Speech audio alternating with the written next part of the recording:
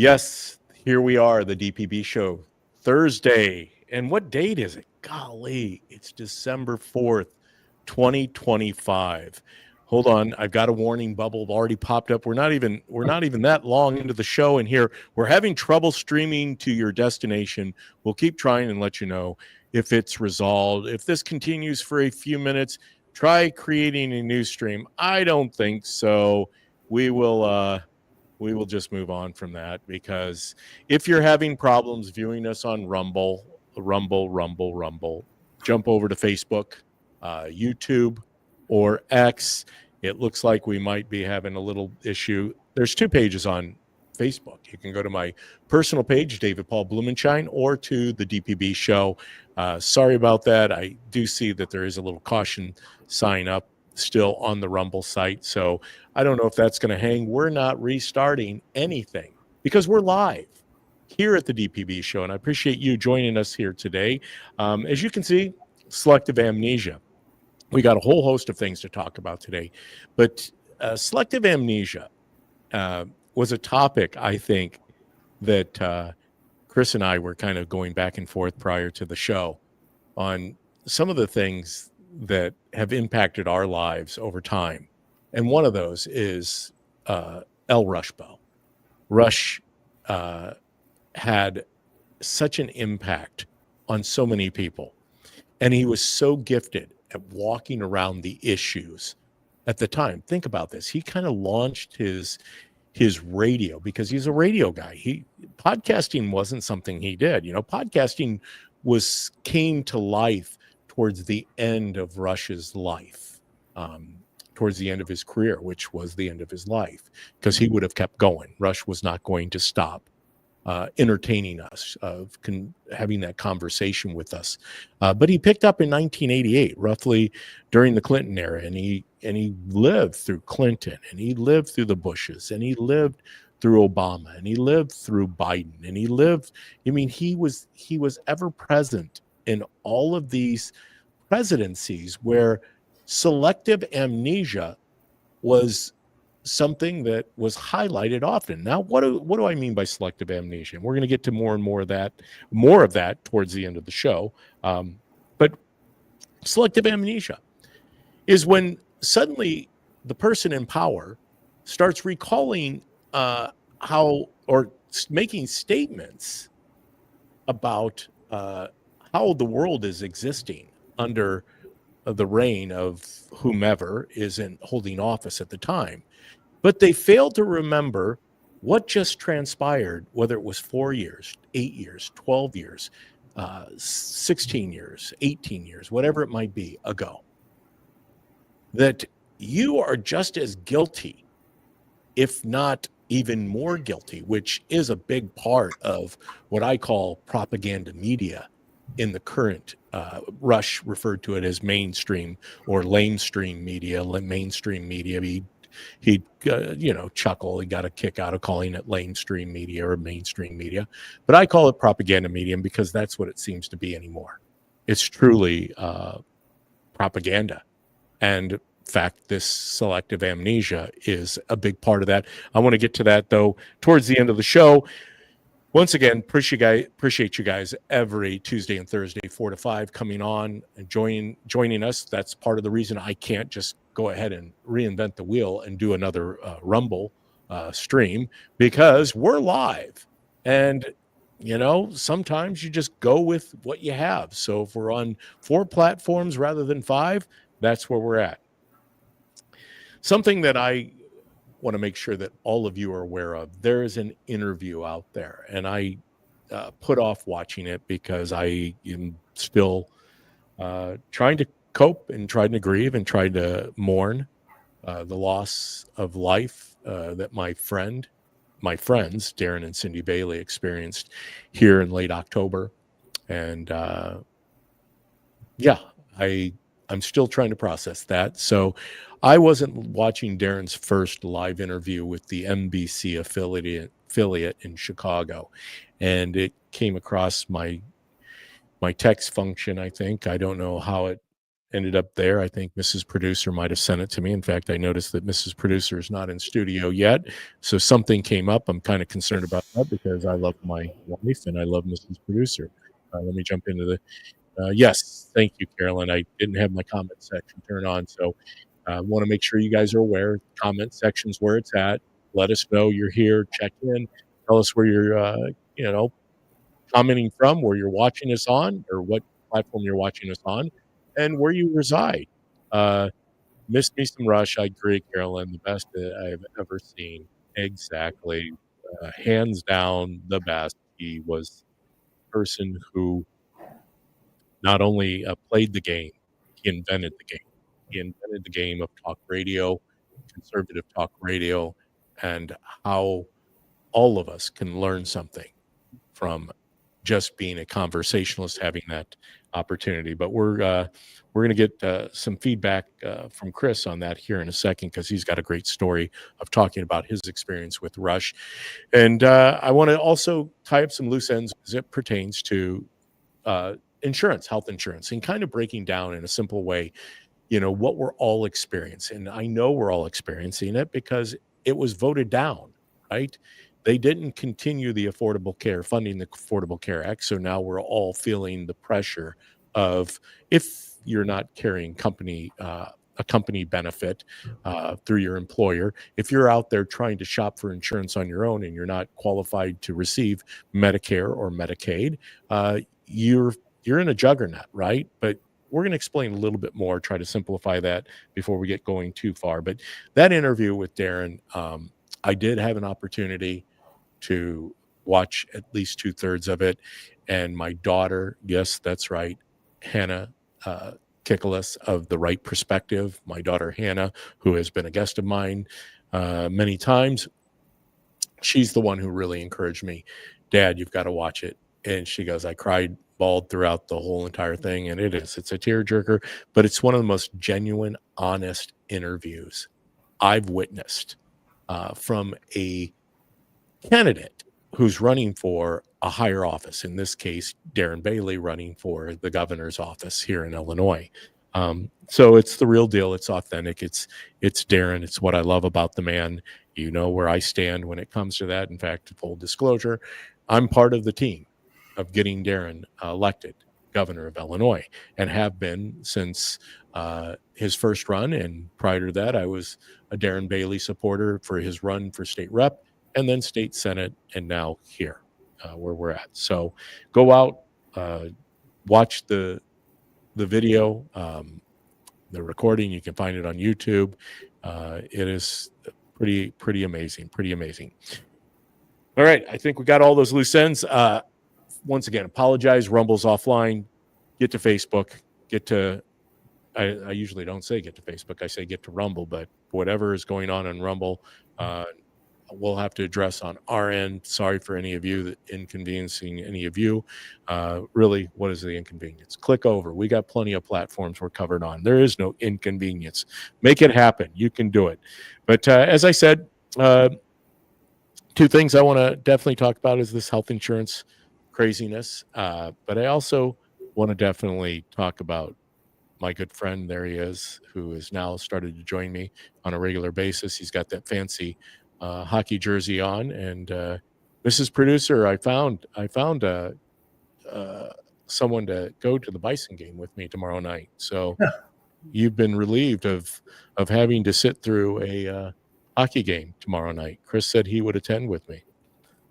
Chris, good to have you as always. Chris, one of the things that I didn't finish because I don't always finish my thoughts. I think, I kind of don't finish them until I come back around to them. But I didn't explain to you, I didn't put two and two together because sometimes the cerebral, Rush used to talk a lot about the capacity of his brain and holding all that content and his ability to relay so much information in such a short period of time. Of course, he had 3 hours daily, so 15 hours a week to be able to do what he did and to keep that going. But my point is, you sent me a text message from Florida last week, and you were asking me what my sweatshirt sizes was. And I was like, well, what's the guy doing? Is he at a five and dime or a thrift store? He's going to give me some obscene shirt or something. And I kind of let it go. I said, well, I'm a large. I wear a large. And I didn't think anything of it. And then the other day, you're sitting here with this sweatshirt on that says Gulf of America with President Trump, the best president ever. And you're sporting it. And then you hold up this one and you're showing it off. And you said, I bought this for a friend.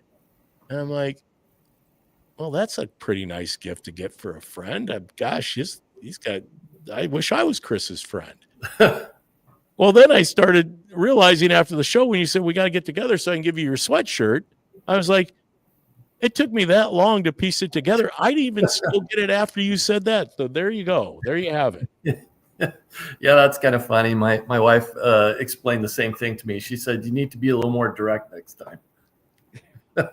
Why? Because Mrs. Producer probably told her, I don't think DPB gets it. He's not catching what Chris is throwing down. That I went on vacation, found this cool sweatshirt, and I got one for me and for you, and we both can wear it. In fact, I was kind of chuckling about that. We could both wear it on the show. Well, that's why I thought you got it, because, when you said, oh, yeah, we'll both wear it, we'll look like twins. And I said, okay, you got it. So then when you... No, I didn't get it still.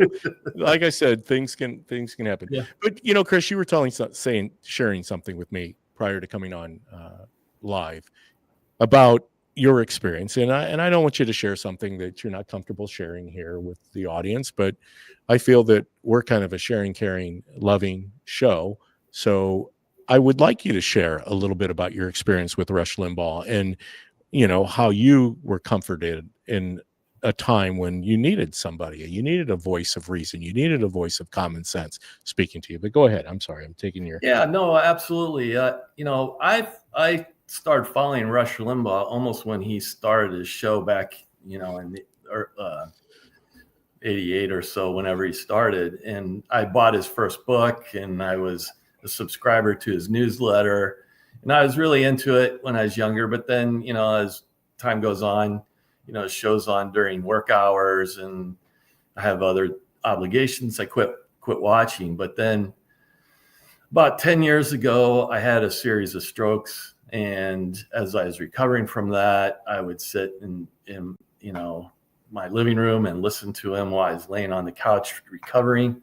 And his voice was something that just made me feel better about myself, made me realize life was going to go on and get better. And so I really appreciated him, and it really hit home when he passed, because he helped me through my hard times. And, I'm just a little guy here in Bloomington, Illinois, so I never really was able to communicate those kind of thoughts to him and share that with him, because he had such a huge audience. I'm sure there's hundreds of thousands of people that have similar stories that they can tell. So, well, and we heard those stories. That's the cool thing about it. It's good. I mean, we all have our Rush stories. Chris, for me, I think you hit upon it. He had the ability to connect with you. I think I said this on air on the radio after Rush's passing, that he became a friend of mine in a time of craziness. We're all walking through this earth, right? My Mrs. Producer, my beautiful wife, says we're only here long enough to walk each other home. And if you want to hear, and as a husband and wife, and this, Chris, and I heard it today, and I know we've all heard this. Sometimes we're the toughest on the people that we love the most and we care about. And it's because we are frustrated, and, we have these issues of trying to reconcile and make sense of everything that goes on. And it's maddening. And Rush had such an uncanny ability to take issues and make them very entertaining. He, by far, was one of the most entertaining people I have ever heard. And I'm hopeful that people like you and I are going to continue to pick up that torch. I believe that Dan Bongino was a big part of that. But then Dan answered the call, right? His Mhm. country needed him. He was going to go to work for the federal government as the deputy director of the Federal Bureau of Investigation. I had an opportunity to see him live today. I don't know if you heard the news, Chris, but they have now arrested the January 6th bomber. They picked him up after going through more data, more information than you can possibly fathom. But they finally were able to nab a person who put these bombs forward, and they weren't dummy bombs; they were real. Which is part of what it took to put the evidence, piece it together in order to find the suspect that they have found. So, but Dan Bongino, seeing him And today, that's, I don't think that would have ever happened without Dan Bongino, because he was willing to take the heat for taking some of those agents off that case. yes, Hadn't been able to move it along and put new, fresh eyes on it. yeah, And lo and behold, they got it done. And, he's only been in there, 6 months maybe. So, yeah, it's that been, yes, happened pretty fast after somebody decided to, that's the problem with these bureaucracies, is people get stuck in their ways. And in fact, he's being attacked for that. So, what's her name? Miranda. She came up with divine, Divine. Yeah. yeah, Miranda Divine just had a kind of a hit piece on Dan and Cash. And, because a lot of the old school agents are not happy. And so they're doing their anonymous reports on him to reporters and trying to get them in trouble. But when you look at the statistics from the FBI, now that they're focusing on what they were supposed to be focusing on, instead of looking up, J6ers or grandmas praying in front of abortion clinics or or things parents like at a that. school board meeting. Yeah, all that crud is gone. They're actually arresting criminals now and getting to the bottom of a lot of crimes that were left unsolved. And that's kind of one of the things, going back to Rush, is what he really pulled back the curtain on what really happens in Washington, because, it's also superficial, and what you see on TV and all the interviews is very superficial, but you don't see where the real deals are being done. That part is hidden from you. The whole, how do politicians go to Washington with very little money and then become multimillionaires? Yep. He explained all that to me, and how, in his audience, obviously, and how that all worked, and how, this favor and that favor, and how the laws are written. So while it, for most people with ethics, they might consider it bribery, but because of the way the laws are written, and they write the laws, so, that's why insider trading and all these other things happen, is because they want them to happen. They want to be able to do this. And then they push things that go beyond what, is it our benefit to be sending, tens of billions of dollars or $100 billion to Ukraine every year? Well, not the average citizen, but certainly, a military complex, and they're able to, reward their benefactors in Congress. And when we talk about insurance, it's the same thing. It's all Well, these you're getting into the lobbyists. selective. You're hitting upon the selective amnesia, and you're right. We'll get into the insurance here. I want to make sure we do that because we are live here on the DPB show, and it looks like we're still offline on Rumble. But don't worry, you hopefully are joining us on Facebook, or you're joining us on X, or on what was it? YouTube. Yeah, that's right, YouTube. But you're hitting upon the point, Chris. First of all, you said the Rush spoke to you, and he did. He spoke to each one of us individually. Not only did he have a massive audience, but we felt like he was really speaking to us. But Rush was also uncovering the selective amnesia, because he was covering Hillary Clinton and Bill Clinton and their double dealing and their book deals in Russia and the payments that they received. I mean, the amount of money that the Clinton Foundation sucked out of the world economy is just, I mean, these are the facts. And this is where I believe Rush was able to really take on discussions and bring to light things that nobody else. It was the third rail, right?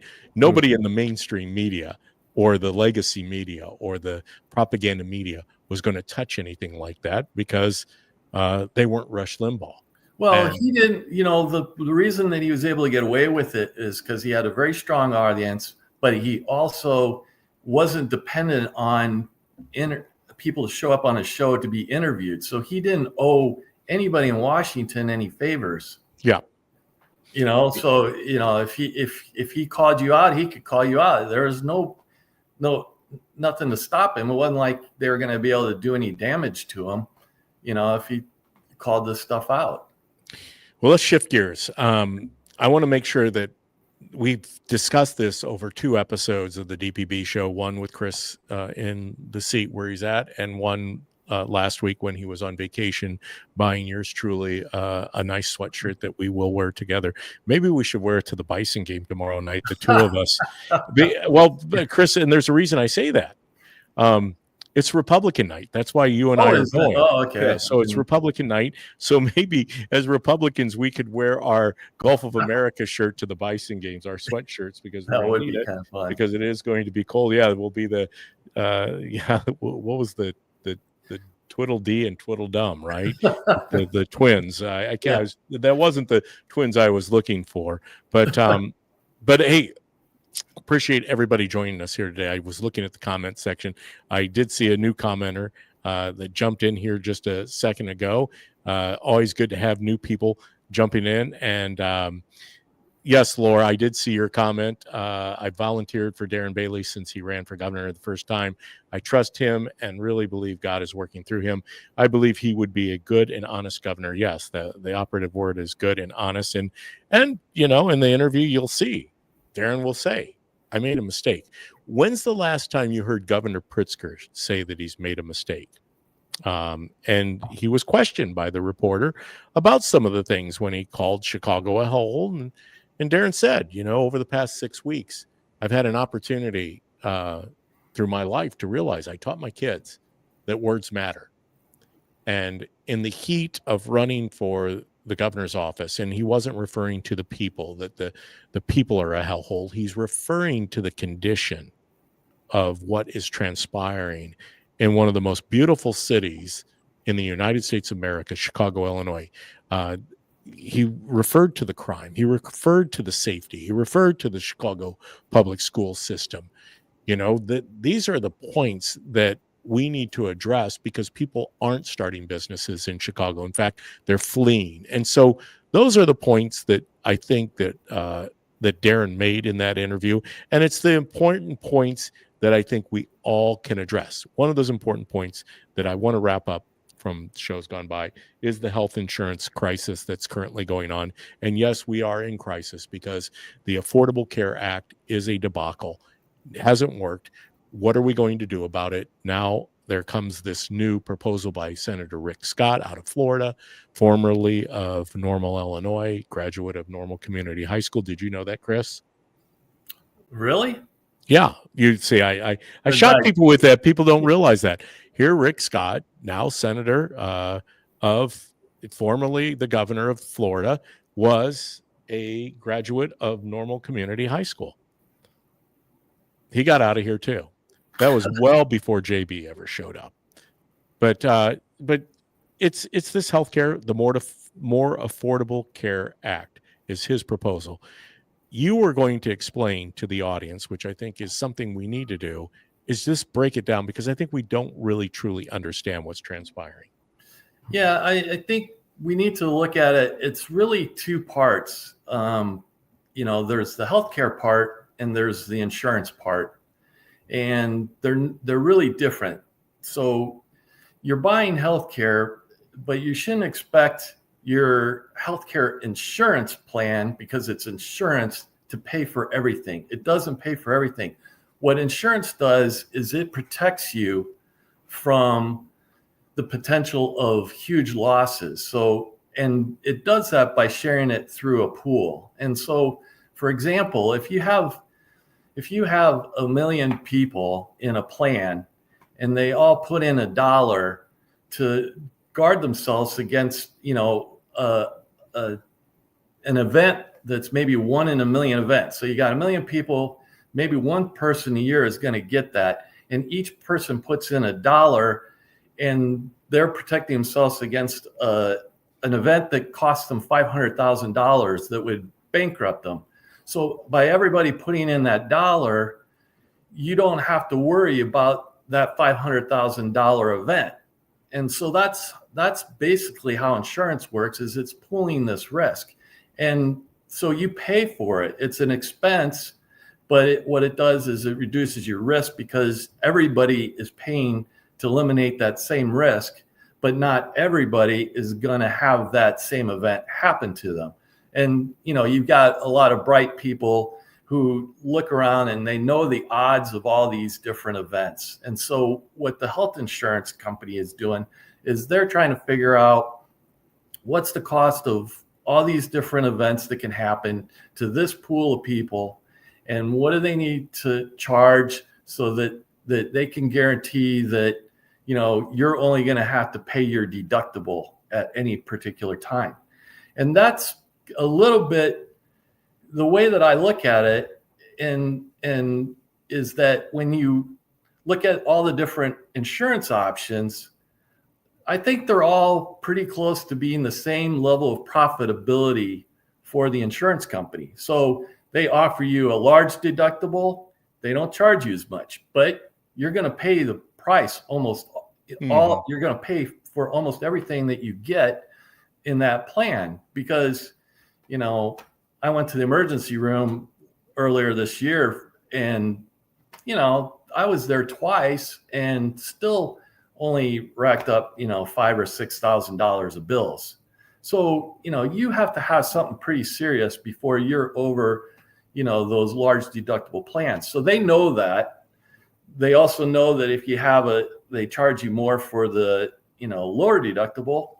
And so then sometimes, they know what the math is, and because they're looking at over a pool of people as opposed to an individual, as an individual, if you come up snake eyes, you go bankrupt. So you can't afford to do that. Where they've got enough people that averages work out. Just like if you're flipping a coin, you're not going to get heads every time, but you might do it 5 times in a row.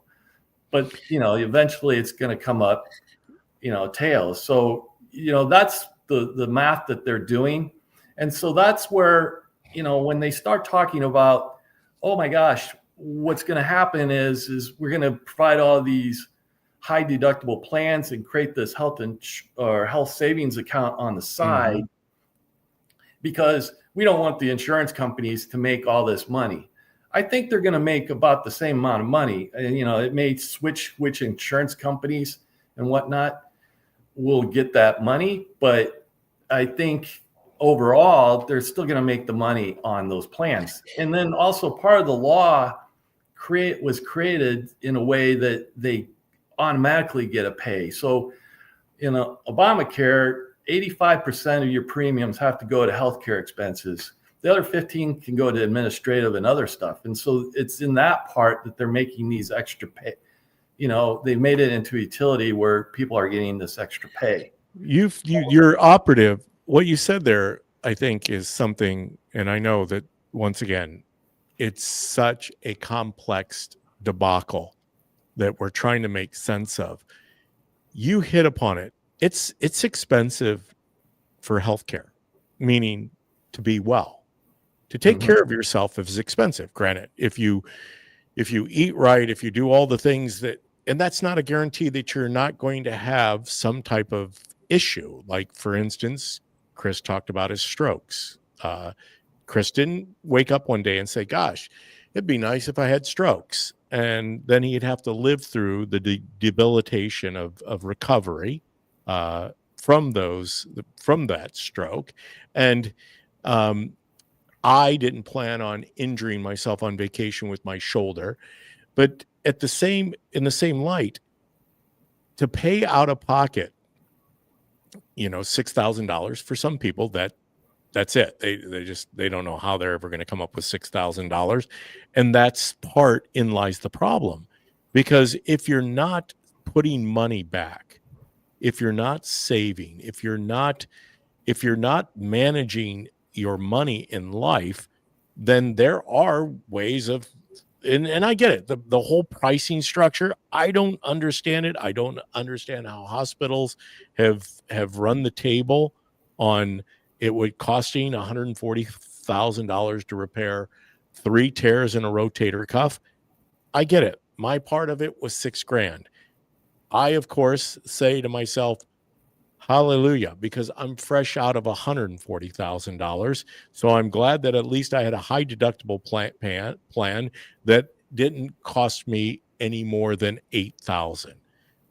But it still encourages us all to be savers, to be planners, to realize that none of us are probably going to go through life without having some type of uh, not catastrophic event, but some major event, something that's going to put us down, like Chris, like myself, where we're going to need to dip into resources, financial resources. And if we don't have those, you're right. It's not a good place to be. Well, it's also kind of a life cycle thing too, is that when you're young, you don't need it as much normally. Accidents happen, as you pointed out. But, and so the benefit comes later in life more than earlier in life. But that's where the health savings accounts come into play, is that they can, when you're healthy and you're not putting that money into, paying for healthcare, you can bank it and save it for a rainy day. And let me say one other thing is that, and this is something that people are not doing enough of in this country, because when you look at, the percentage of people that couldn't afford, $1,000 unexpected expense, really, the first thing you need to do when you're trying to build your finances is put away 2 to 3 months, maybe even 6 months worth of expenses aside in a savings account that you can get to when you need to, because that you never know when something's going to happen, or you're going to lose your job and you need to get a new one. You want to have that cushion, and without that cushion, it's pretty hard to start on to the next part of building your wealth. So that's my advice for today. We will, yes, thank you. And I know some of this, it is complex, and it's an issue that needs to be addressed. And I know that the Affordable Care Act, as it was presented by in the continuing resolution and the funding of Obamacare, and they wanted $1.4 trillion or whatever it was, and most of that was to try to pay for benefits for people who aren't even citizens, and really to spur this on in their voter base. Well, that wasn't even really Obamacare. That was Medicare and Medicaid. Well, that's true. That's true. But they wanted to wrap it around. Right. Well, they wanted to wrap it around. Confuse people. Exactly. Right. They were confusing people. They wanted to wrap it around healthcare, the Affordable Care Act, and make it part and parcel, which is just more just chaos and disruption to really caring about people. I loved what Darren Bailey had to say in this interview.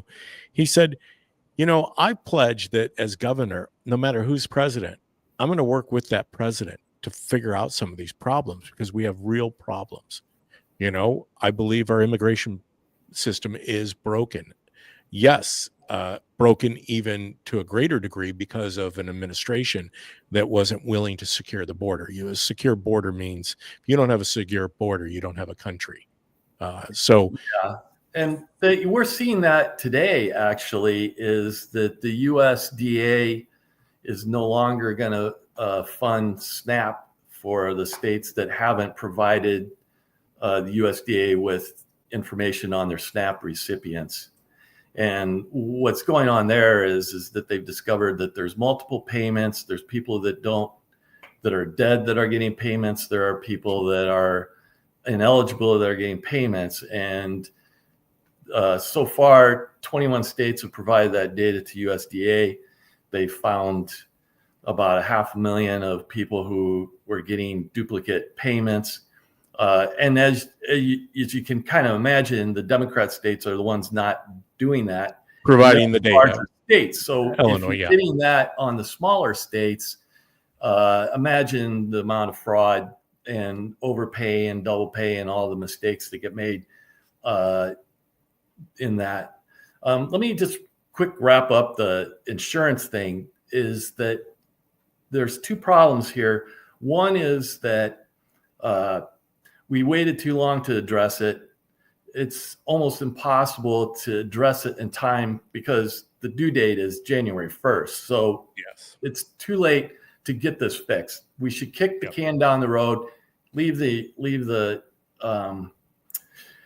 Affordable Care Act. Affordable Care Act the way it is for one more year, get it straightened out. The other thing is that, and I brought this up on the other show, is that, young people have money, are not going to be paying as much in the healthcare. So they have that money to start banking for the future. Older people don't. One way to fix that would be is to allow them to transfer money from their retirement plans tax-free into those health savings accounts so they can use that money in that manner, to kind of supplement the fact that they didn't have the health savings accounts in the first 40 years of their life or whatever the number is. So that kind of gives them a way to catch up and get their health savings account up to speed and then, move on. So, well, and to provide security, because that's what the elderly are being basically extorted with. The politicians are holding at ransom their ability to, when you start looking at the cost of taking care of yourself, that's the healthcare, right? Right. Just prescription medications, a hospital stay, this is where you're at now. And that's what I believe needs to be addressed by those people that we put in office. They should be addressing these issues. So I think that's a great plan, Chris, that, forward thinking. Let's go ahead and extend the Affordable Care Act for another year. Let's now dig in and truly come up with a plan that works, and it works in all people groups. It works for the young, it works for the middle in betweeners, and it works for the late seasoned life people. So there is a plan I believe can work. It's just a matter of going to work and fixing things rather than constantly trying to jockey for voters, which is a lot of this has come down to how do we win the next election rather than how do we take care of the people of the United States? Because I think 80% of the people would probably agree that we need to fix some stuff here in our country. And with that said, I want to make sure that we get to the topic at hand, the selective amnesia, which we talked about a little bit with Rush, was a great master of unpacking a lot of what has transpired. One of the things that has come up, and I think Newt Gingrich had the best response to this. So I went ahead and shared it on my DPB show page on Facebook. You can go out there and cover it, but we're going to cover it today. And I want to get your thoughts on this, Chris, because I think this is a big part of where we are currently at in the culture we live in as selective amnesia. And this is Newt's comment, and I'm going to read it for you guys. Newt posted yesterday, 15 hours ago, roughly 15 hours ago, Barack Hussein Hegseth is the right way to approach the current Washington establishment. Shock at the use of drones and hellfires to kill Americans' enemies. To put Secretary of War Hegseth's actions in context, look at the Obama administration's resilience on killing at a distance and the how do you say that word? Toleration. Toleration that word, but of the that looks like a toleration of avoidable civilian casualties. The Bureau of Investigative Journalism reported on January 17, 2017, that President Obama authorized 563 strikes with estimated civilian deaths ranging from 384 to 807.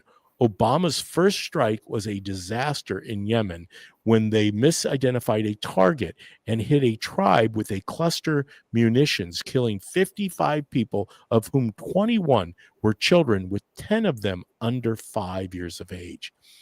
12 of the victims were women and 5 of them pregnant.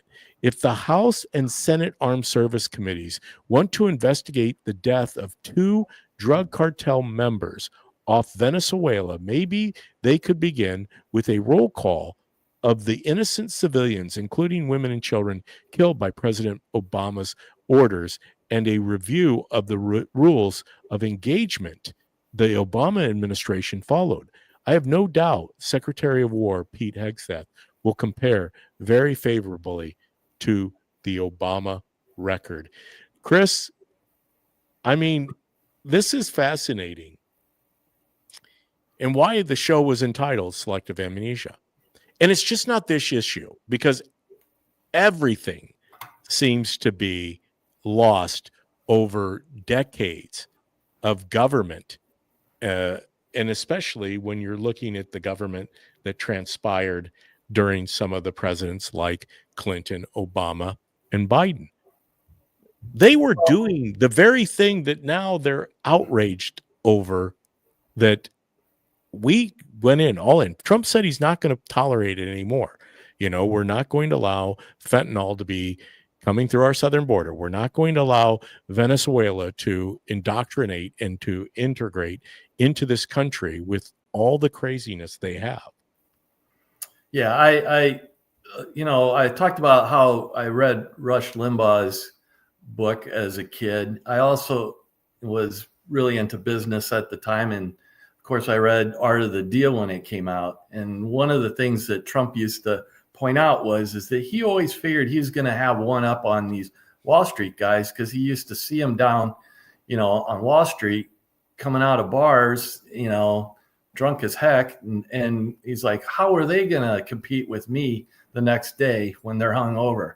And so as a person, he is very against, all these kinds of abuses of drugs and whatnot. And so for him, this is a very personal topic, and he feels strongly that he's defending the United States from these drugs.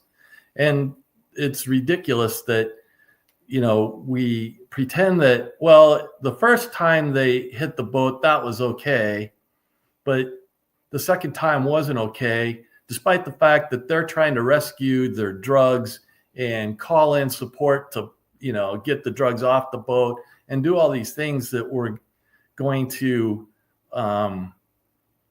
lead to saving the drugs. And, it's just as bad as if they had let the boat go. Well, these don't finish it off. They might as well just let it go.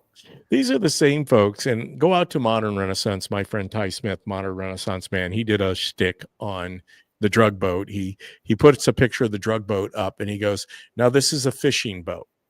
The world's fastest tunas. Yeah, the world, exactly. But this is the same group of people, the same narrative of the gentleman or the illegal immigrant from Maryland, the Maryland dad, who was put on a plane and flown to El Salvador, that they were outraged. And of course, they built this guy up as, Ward Beaver from Leave It to Beaver. He was the ideal father.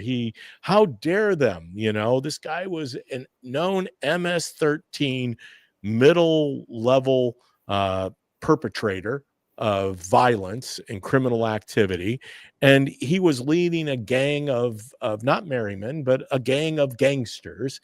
And yet they painted him to be the Maryland man. Now they're painting these narco terrorists to be these old men in the sea, right? He's what was his name? Well, you've got a problem within the Republican Party as well. You've got Rand Paul saying, well, we don't know that they had guns. Well, who cares if they had guns or not? I mean, to me, that's an outrageous thing to think that they didn't have guns, because, yeah, I'm always sending $1 million worth of cocaine unguarded. If I were a drug kingpin, that seems to be number one, is to defend your stash. But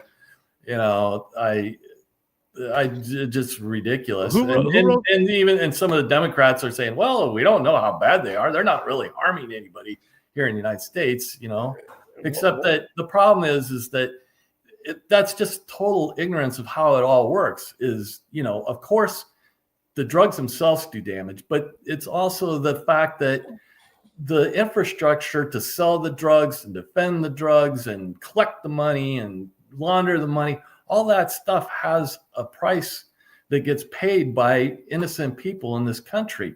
And, okay, so here's another one. When I lived in California, there were certain times of the year I was a little concerned about mountain biking in national forests, because what if I accidentally came across, somebody's drug stash? They weren't going to just let me walk out of there. No.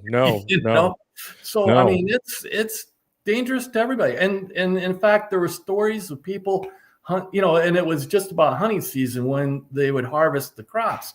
So there were, countless times where I saw stories of hunters coming across these stashes and getting in gunfights with cartels. So this is an actual war. We can't pretend that it's not a war. I mean, we've declared a war. We had the war on drugs, but we never treated it as a war like we treated the war on terror, where just like Obama did, he sent the drones and killed people. We need to do the same thing here. I mean, these organizations, they own countries. They're not small. So what you're trying to get to, Chris, is this wasn't the sequel to Ernest Hemingway's Old Man and the Sea. This wasn't some peasant Venezuelan fisherman who is out there trying to cast his net, catch a few. Yeah, this isn't like those old World War II movies where the boat is blown up and is sunk and these guys are treading water and then they come in and strafe them. This is people in a boat that hasn't gone down trying to rescue the drugs so that they can sell them in the United States. Selective amnesia, because the part of the story which gets back to Tuesday's show, a story versus the story. The part of the story, as Rush used to point out so well, is they left out so many of the finer details. These guys weren't just guys who were treading water and then suddenly, like Chris just mentioned, they decided to make a second run at them. These guys were actually trying to figure out how they could salvage the drugs after the hit that took place. And so they realized that they had not fully destroyed or sunk the ship. So they just came back and did exactly what the mission was, which was to destroy. So that's here's part of the reason they call it the Department of War now, because we are at war. So here's the other way that they deal with this. So the story is starting to work against the Democrats and the people that think, want to attack Hegseth. So what they do is they go into the skiff and review the video, right? The skiff means that none of the information can go out to the public. Well, what happens? They watch it. They run out to the microphones afterwards. They can't tell what's really on there, but then they make up an interpretation that you're not going to ever get to see the actual footage. So they come up and they say, oh yeah, I saw that video and it was horrible. It just tells you that everything you need to know, that we committed war crimes, when that's not what happened. But no one's ever going to know because it's top secret. They use the top secret and the classifications to hide stuff that they want to hide. So selective amnesia. Absolutely, 100%. It works well when it's in your favor. Mrs. Producer, what have you got pulled up there? I can't load it. I know you have to. Oh, there it is, right there. Oh, shared by my friend Tom DeVore. Obviously, if you're not out there, those blue things are bait. By the way, they're what? It's bait. Bait, yeah. Oh, yeah. For the world's fastest tuna. They're little minnows. They're self-contained little minnows that they. Yeah. So here, my friend Tom DeVore, always enjoy Tom Democrats can't identify a woman, a criminal, a peaceful protest, dementia, or which bathroom to use. However, they sure can identify a fishing boat when they see one. That's Yeah, classic. that's outrageous. I mean, That is classic. because we have so much military presence in that area, there's, I mean, obviously, I don't have privy to anything top secret, so it's all speculation on my part. They would never admit it if they were, but I think there's special ops people on the ground identifying, where this is coming from and what the route is, and so they know where it's at. And some of these smart bombs, in order to launch a smart bomb, you have to laser the target. So they know what the targets are. They have somebody lasering these targets, so there's no way that they don't know what's going on there. It's not like they just randomly pick boats and start firing at them. And the pushback is, and will always be, that they just flat out can't tolerate the fact that this president is making such great strides in all areas. In the economy, he's making great strides in the borders. He's making great strides in bringing companies back to the United States. Internationally, I just saw that he brokered another peace deal between the Congo and who was it? I drew a blank on it. It wasn't Rwanda. But he just brokered another peace deal where people have been warring, where you talk about the loss of human life. He has mentioned this over and over again. And I understand you're saying, well, wait a minute. These people were killed. These people were narco-terrorists. Obviously, terrorists, unfortunately, usually aren't going to take the easy way out. They're not going to surrender. They're not going to turn over a new leaf in life and decide that suddenly they're going to, be appeasing to the Girl Scouts of America. Mrs. Producer, what have you got?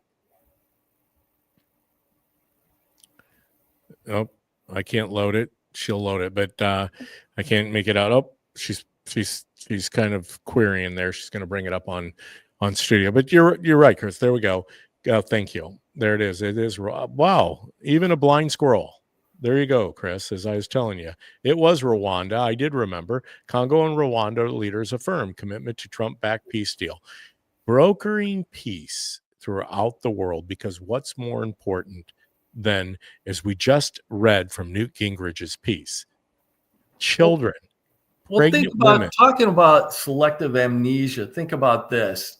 The same people that are upset that we're stopping drugs from coming into the country decided to spend billions of dollars to send to Ukraine, where millions of people and hundreds of thousands of civilians are all being killed because of all the money that we're sending over there. They have no guilt for that. That's selective amnesia in a nutshell.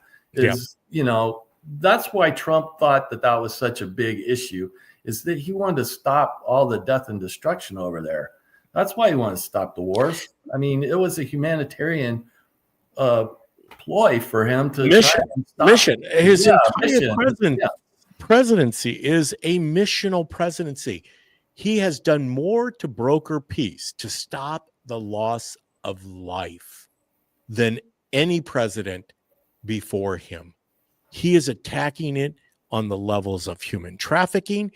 I think Trump will tell you, for the most part, the people who came across the border, for the most part, were people that were believing, they understand what we have here in the United States of America. There's no better place to live. And they understood also that to become a citizen, it was an arduous, I think I said that word right. So look at me trying to break out my second time. You got it right. Yeah. I just mumble when you say something. Yeah. There's been other, but it's difficult. It's a difficult process to become a citizen in the United States. And I'm sure there are plenty of well-meaning people who want to continue to work. Darren Bailey was addressing this in his interview that, yeah, I get it. Yours truly, I see it unfold right in front of me and have since I was a little kid. There have always been people who come to this country to work, to make a living, and for the most part, they return to their homeland, and they would return later, especially during as the racist, you talk about racist Democrats will report that, who's going to be here to pick our vegetables? No, it's more than just picking vegetables. They have been picking vegetables for decades and decades, but it's also the unskilled labor. It's the trade labor. It's all of the jobs that we need to have people working at. And whether we are able to manifest a new identity to what this country is, because we're still going to have to build hotels. We're still going to have to build multifamily living facilities. We're still going to have to build a lot of the infrastructure that was torn down over the last 4 years and depleted, and actually wasn't even put in place. So we didn't even have the opportunity to address this sudden influx of millions of people, which were here, unfortunately, illegally. We did not have the infrastructure, which is no different than the Green New Deal, which means we didn't create a structure to handle wind and solar. All we did was spend money and throw good money at pie in the sky types of idealistic, what do I call the land of make believe, because there was no way there was enough in place to allow this to truly realize its full potential. Well, the funniest thing is this whole idea of windmills as being modern new technology when they've been around in Holland forever. So yeah, the Dutch could tell you a little bit about something like that. Yeah. I think I read a book when I was in elementary school about a dike. And I mean a dike, not the the old way of the dike, not the new way of the dike. Exactly. It's really, and when you look at it, it becomes, so we talk about the history of immigration as building this country. Well, when that is true, but in the, since 1930, before 1930, there were no extra safety nets. So you either made it or you didn't. And so you were either a net positive or you got the heck out of here and went somewhere else. Yeah. So, but now that's not the case. And then you add, what do you think happens to grocery prices when you bring in this many people and then you start to give them SNAP benefits? Yep. It drives up the price of groceries for everybody. Yep. And then, the Democrats are all about not having corporate subsidies, but when you're not paying people enough to support themselves and they're getting government benefits to make up the difference, that's a subsidy to those corporations. And the SNAP program is a subsidy to big food. That just increases demand for those foods that wouldn't be there otherwise. So it makes it more expensive for the rest of us. But, that's their favorite tax, the hidden tax, the one that goes under the radar. Tax the corporation will pass it on to the consumer, but the politician will never pay the price for that tax. Yeah. Again, selective amnesia. Selective amnesia. Well, obviously, Chris, we're going to continue to monitor this in the airways, in the legacy media, in the propaganda media, in the mainstream media, in the spirit of Rush Limbaugh as we opened up the show, and in the spirit of my friend Darren Bailey, who is a genuine, true warrior, and literally, I want to use the word warrior because to live through the times here that we're facing in Illinois, as somebody who will tell you it ain't easy on the Bailey farms these days. because farmers have been hit. But not only farmers, Darren was talking about the inner city people of Chicago and how just the affordability of everything, anything, like Chris was just sharing with us, the cost of groceries now. Yes, there's definitely a spike. We were having this discussion last night at dinner. Um, an $18 ribeye steak. Okay, why is that? And there is some background to that with the National Cattle Breeders Association and some of the kill houses and why beef prices right now are spiking. But ultimately, at the end of the day, and not that everybody should be eating ribeye steaks, I get it. It's nice to treat yourself every once in a while, but these are the issues. These are the battleground issues. This is why we need warriors, because this can't just be fixed overnight, because the intention, really, going back to the Biden administration, was to implode the country and to grow our economy based on a socialistic model. That's what they wanted. That's where they were headed. And they got headed off at the pass by Donald J. Trump. And that's where we're at. Well, speaking of that's where we're at the end of the hour. Appreciate Chris, as always, being with us. And of course, I will not forget to end us in prayer, as we try to do every episode here of the DPB show. Give thanks where thanks belongs, which means that I wouldn't be here without God, without my Lord and Savior Jesus Christ. So we'll go to prayer. Dear Heavenly Father, we thank you for this day. We thank you that you continue to reveal truth as it can only be revealed. Lord, continue to mold us, continue to fashion us, continue to give us eyes to see, ears to hear, and hearts for our fellow humans, whether they agree with us or not. Give us hearts to have an understanding, to realize that most of what we do in life, we all do together. I mean, there's no question about it. We live together. We exist together. Lord, give us the patience, give us kindness, give us wisdom to walk around these sensitive issues, like taking care of one another. What a basic understanding that has to be. We thank you, Lord, for giving us all the gifts that we have, especially this gift of the microphone here at the DPB show. We look forward to having you work within us and through us for shows yet to come here in the year of 2025. In Jesus' name we pray. Amen. All right. Thank you. Jesus loves you. Chris loves you. I love you. Everybody loves you.